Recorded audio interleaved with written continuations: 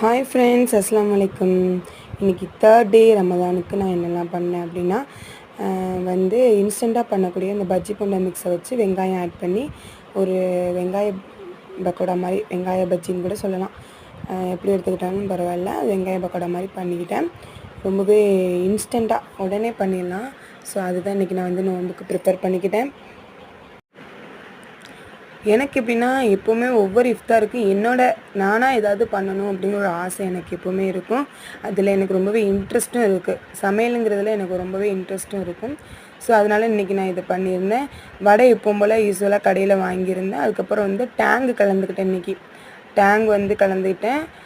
அப்புறம் நன்னாரி எலுமிச்சம்பழம் ஜூஸ், நன்னாரி சர்பத்துமே நான் கலந்துக்கிட்டேன்.